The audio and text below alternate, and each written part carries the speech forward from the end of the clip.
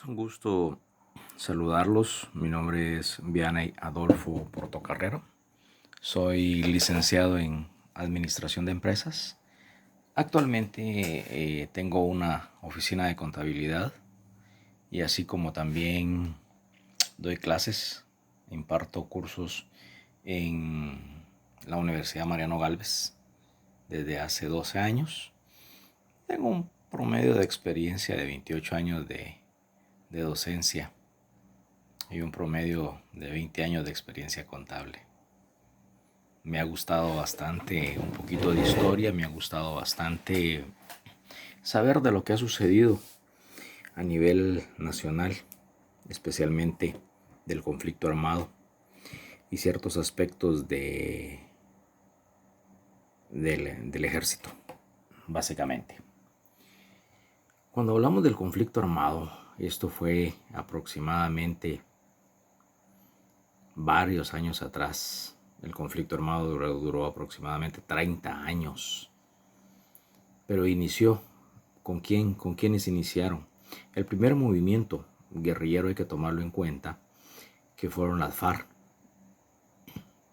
las Fuerzas Armadas Rebeldes, dirigidas por Turcios Lima, el famoso Turcios Lima, del movimiento 13 de noviembre.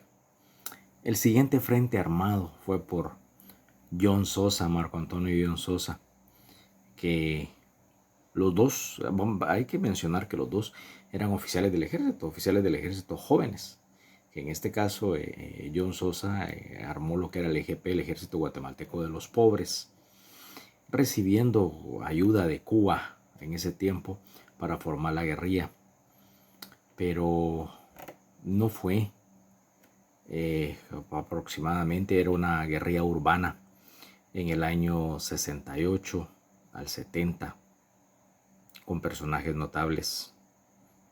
Cabe mencionar que la Universidad de San Carlos de Guatemala jugó un papel muy importante en el conflicto armado, puesto que venían estudiantes de la Universidad de San Carlos y se enrolaban en las fuerzas guerrilleras por un ideal. Pero lamentablemente cuando John Sosa muere y también Turcios Lima, se tergiversa el pensamiento, se tergiversa lo que ellos pretendían, sus ideales. Hay que tomar en cuenta también que la guerrilla inició aquí en Zacapa, en Río Hondo. Hay un libro muy bonito que se llama La guerrilla fue mi camino. Se lo recomiendo como cultura general, puesto que es increíble cómo Estados Unidos, cómo la CIA tuvo que ver bastante con el conflicto armado. Vale la pena mencionar que ambos grupos guerrilleros recibían apoyo económico de Fidel Castro en su tiempo, puesto que Guatemala no sabía cómo combatir y fueron ellos entrenados en tácticas de guerra de guerrillas. Así también el ejército no sabía cómo en su momento podía atacar. Lamentablemente no sabían cómo atacar ellos a la fuerza guerrillera. Y es algo bien bonito porque aproximadamente 1983 que da el golpe de estado mi general Efraín Ríos Montt, y la guerrilla sufre bastantes bajas. ¿Por qué? Si hablamos de lo que sucedió en el conflicto armado, acá en Oriente no tuvo tanta repercusión como lo fue en el área de Occidente, especialmente en Cobán, Triángulo Ixil, Ixcán, Tercer Pueblo y muchos lugares del lado del Quiché, el lado del Quiché, Huehuetenango, el volcán de Agua también, que lamentablemente fueron pueblos que tuvieron el combate directo, fuego cruzado, podemos decir, entre la guerrilla y el ejército. Aproximadamente en 1970, si no mal recuerdo, que estaba Carlos Arana Osorio de presidente, se abre un decreto para el desarrollo agrícola, el desarrollo agrario. ¿Por qué menciono eso? Porque uno de los principales ideales que la guerrilla tenía era de que todos tuvieran un pedacito de tierra. Y fue entonces cuando el EGP, el Ejército Guatemalteco de los Pobres, aproximadamente en el año 1990, si no me equivoco, 71-72, entra a Ixcán desde México. También ya aparece movimiento en el año 73, ya Guatemala, en este caso el ejército, ya tenía mucho conocimiento de lo que sucedía en las montañas. Vale mencionar también que en el año 1975 se crea la Escuela de Caibiles. De hecho, la Escuela de Caibiles fue creada por el general Otto Pérez Molina, y uno de los principales oficiales que dijo: yo voy a sacar el curso. Es un curso entre Ranger y enseña táctica de supervivencia. Fue el general Niunahu, que actualmente la Escuela de Caibiles lleva ese nombre. Se desarrolla tanto en Guatemala lo de la guerrilla, porque ellos tomaban personas inocentes, así como mujeres, niños, hombres, para que los apoyaran, para que tuvieran ellos un fuerte con ideales, si se puede llamar así. Lo bonito de esto es que los lugares más golpeados de la zona norte de algunos municipios como por ejemplo Petén, fue una de las áreas que también estuvo en conflicto. Y así podemos mencionar varios municipios como Nevaj, como Xajul, que lamentablemente fueron afectados por la guerrilla. Como les decía, en el año 82, cuando entró mi general Efraín Ríos Montt, hubo un pacto entre la guerrilla y el ejército. Pero no era un pacto de decir vamos a dejar de matarnos, no. Sencillamente mi general lo que hizo fue cambiar armas por frijol, por maíz. Pero hay tanto de qué hablar que, ejemplo, que en paz descanse mi coronel Joaquín Velázquez Muñoz. No podemos decir que la guerrilla o el ejército tenía manos limpias, no, cada uno defendía. Pero hay una situación bien importante. El ejército estaba actuando conforme a la ley. La guerrilla no estaba conforme a la ley. La guerrilla estaba fuera de ley. John Sosa trató en su momento de sacar ciertas ventajas de su puesto como líder, igual Turcios Lima, pero lamentablemente los que le siguieron no tuvieron ese alcance. Como les mencionaba, les mencioné un hombre que en paz descanse, Joaquín Velázquez Muñoz, mi coronel, de la promoción 73 de la Escuela Politécnica, y él me contaba varias anécdotas. Y una de ellas es que en una ocasión él estaba de segundo comandante en Huehuetenango y llegó un subteniente y le dijo, ¿qué tal mi coronel? ¿Cómo está? Por radio oía que había un combate, guerrilla versus ejército, pero la guerrilla iba ganando y pedían apoyo. Vino el jovencito, joven, un subteniente aproximadamente, dice, de 23 años. Vino y le dijo, mi coronel, vamos, los atacamos, los sacamos, vamos.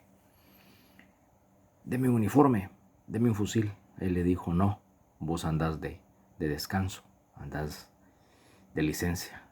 Lamentablemente se dejó llevar, el coronel Joaquín Velázquez Muñoz se dejó llevar por el ímpetu del joven. Le dieron un uniforme, le dieron un fusil, entraron a la montaña, sacaron al grupo que estaban hostigando la guerrilla.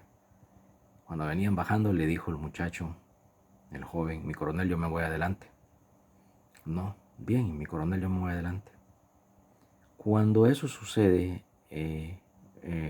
mi coronel Joaquín Velázquez ve que ya el subteniente iba encabezando y lo dejó. Cuando iban bajando la montaña los vuelven a emboscar y me dice mi coronel, mire, yo me sentí pero mal y reaccioné por lo que sucedió. Los volvieron a emboscar. ¿Y qué fue lo que sucedió? Partieron literalmente con una ametralladora, con las balas de una ametralladora partieron al joven. Lo partieron a él y a la persona que iba a la par de él, lo partieron. Le pregunto, mi coronel, ¿y usted qué hizo? Sencillamente volver a atacar, pero con fuerza, con una impotencia porque habían matado a un joven.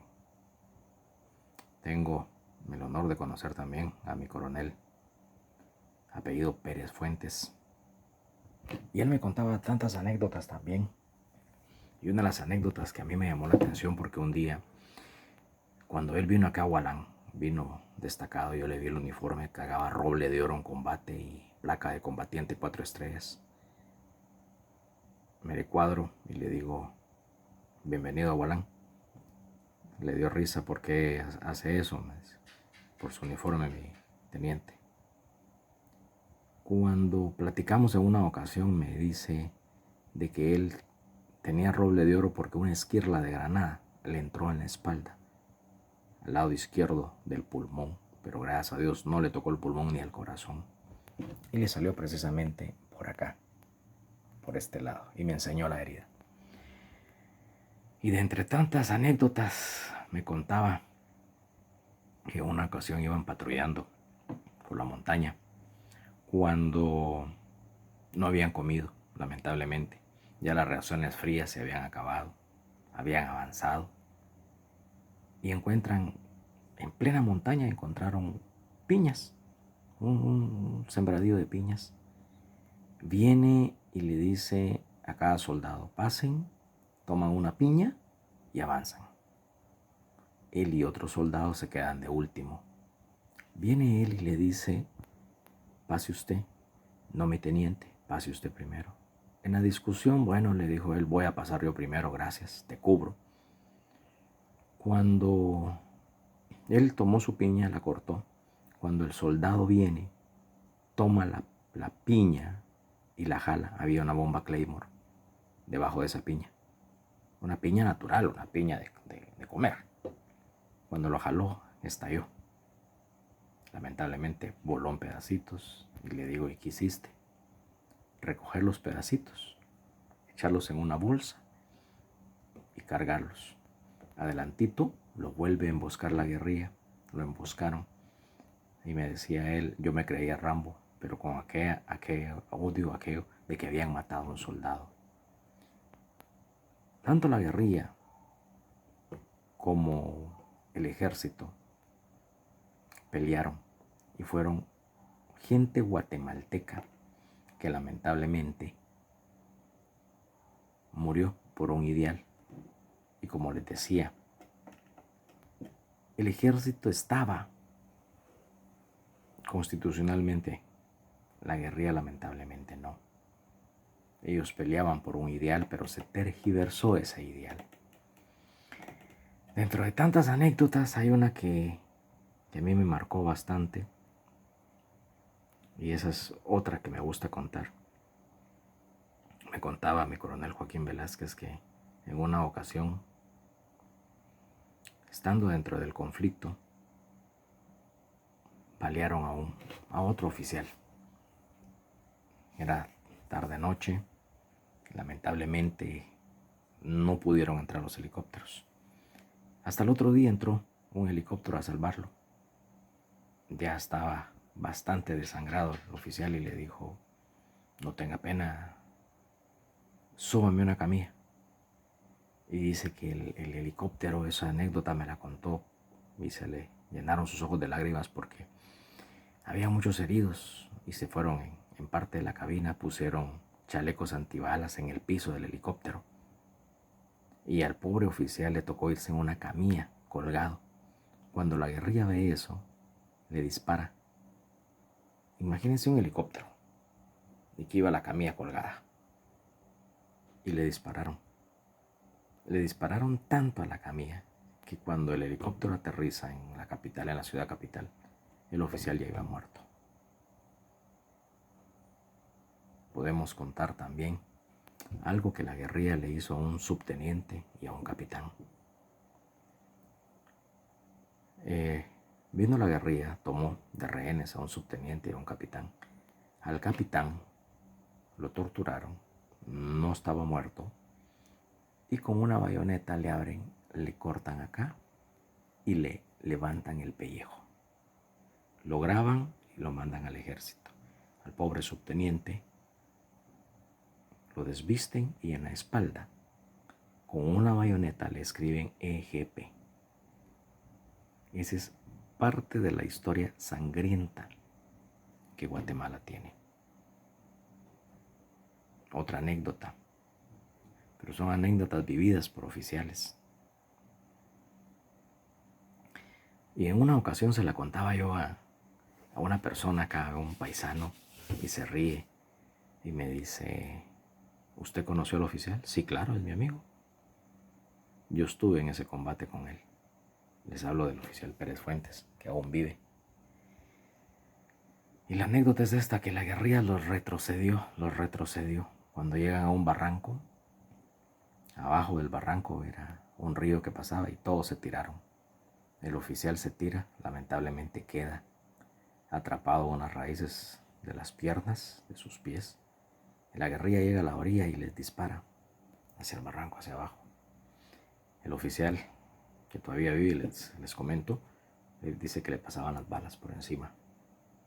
Cuando ya la guerrilla se fue, él sacó su cuchillo, como pudo, quitó las ramas y cayó al río. Cuando yo le conté esa anécdota a esa persona, él se rió y me dijo: ¿conoce al oficial? Sí, lo conozco, es mi amigo. Yo estuve en ese combate, eso es cierto. Es parte de lo que se vivió en Ixcán, en el Triángulo Ixil, así como lo vemos. Y sucedió, claro, sucedió aquí en Guatemala. ¿Y por qué les cuento esto? Porque esa es parte de lo que nosotros tenemos que saber. Podemos decir que fue un conflicto armado, un conflicto interno que dilató desde 1960 hasta 1996. ¿Por qué en el 96? A él le decían el general de la paz, a Otto Pérez Molina. Fue el 29 de diciembre del 96 que se firma la paz. Pero es algo muy interesante, que ahora que estamos en época de paz, hay más violencia que cuando estábamos en un conflicto armado. Fue Álvaro Arzú que firmó la paz juntamente con Otto Pérez Molina, que estaba de ministro de la Defensa, el famoso general Otto Pérez Molina. Tal vez se preguntarán por qué no digo mi general Otto Pérez Molina. Sencillamente él fue un oficial de carretera. Portó el uniforme, portó la mochila, pero podemos decir que degradó al ejército con todo lo que él hizo. Pero no es el objetivo hablar de Otto Pérez Molina. A él le decían el general de la paz. Firmó juntamente si no me equivoco, fue Méndez el apellido, cuando se firmó la paz. Como les digo, fue aproximadamente en el año 1996 que se firmó la paz. ¿Quién la firmó? Esa es la pregunta. Se las dejo a ustedes para que investiguen. ¿Quién firmó la paz ese 29 de diciembre del 96? Que ya no había otro tipo de guerrilla sino la URNG, la Unión Revolucionaria. Y lamentablemente los acuerdos de paz no se han cumplido. Los acuerdos de paz han tenido su trayectoria, pero hay ciertas cositas que falta todavía. Les mencionaba el Triángulo Ishil. Un subteniente que se graduó en diciembre. Su primer destacamento, Triángulo Ishil, en enero. Cuando tiene su primer combate, lamentablemente lo matan. Más o menos creo que era de la promoción 98 de la escuela. Abanderado los 6 semestres, excelente cadete, como cadete. Primer destacamento y lo matan. Ahora pregúntense, ¿cómo ustedes, como padres o como madres, van a recibir el cuerpo de su hijo, que se graduó en diciembre y en enero se lo matan? ¿Cómo lo recibirían? Como les dije al principio, ni la guerrilla ni el ejército podemos decir que tienen manos limpias, pero el ejército constitucionalmente estaba ordenado. La guerrilla no estaba constitucionalmente. 1982, cuando mi general Efraín Ríos Montt da el golpe de estado, es otra historia que Guatemala marca. Pero hay que hablar también un poquito de quiénes fueron ellos apoyados. Yo siempre lo dije, Estados Unidos tiene mucho que ver con lo que ha sucedido aquí en Guatemala. Bastante que ver. Lamentablemente, decimos lamentablemente, ¿por qué razón? ¿Por qué le digo yo esto? Y me metí ahorita a tocar el tema. Pues es bien sencillo. Bien sencillo. 1954. Castillo Armas. Ahí les dejo todo. Y quiero que ustedes lo investiguen. ¿Qué sucedió en 1954? Apoyados por los Estados Unidos, la CIA, y matan a Castillo Armas. ¿Y por qué lo matan? Esa es la pregunta, ¿va? ¿Por qué matan a Castillo Armas? No le convenía a Estados Unidos que Castillo Armas estuviera en el poder. En ese tiempo era la Unión Soviética, juntamente con Estados Unidos, que peleaban el poderío. Y lamentablemente, a partir de esa fecha, se produjo ya la guerra civil de Guatemala, nuestro conflicto armado. ¿Quién nos apoyó? Estados Unidos. ¿Dónde se prepararon las tropas guerrilleras, las primeras? En Honduras. Ahí se prepararon, en Honduras. El ejército no estaba preparado para ese tipo de combate, pero poco a poco el ejército de Guatemala fue adquiriendo experiencia en las montañas.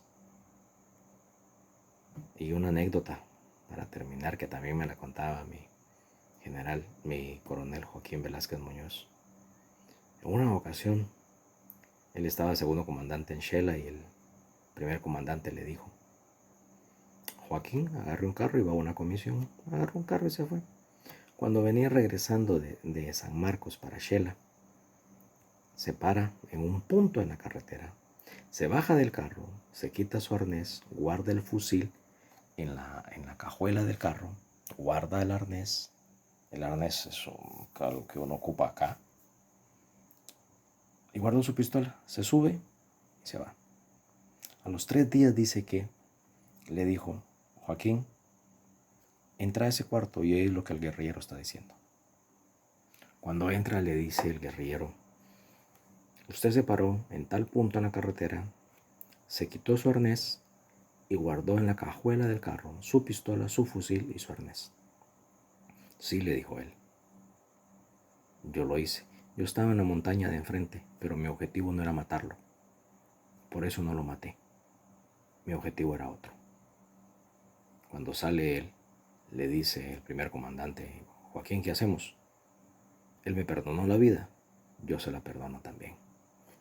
Investiguen, jóvenes, lo que es parte de la Guerra Fría y cómo aproximadamente en los años 50, hablemos del año 1954, qué fue lo que sucedió.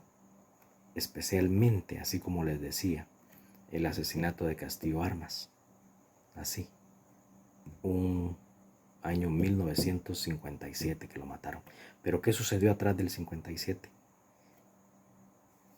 Es historia que Estados Unidos siempre interviene.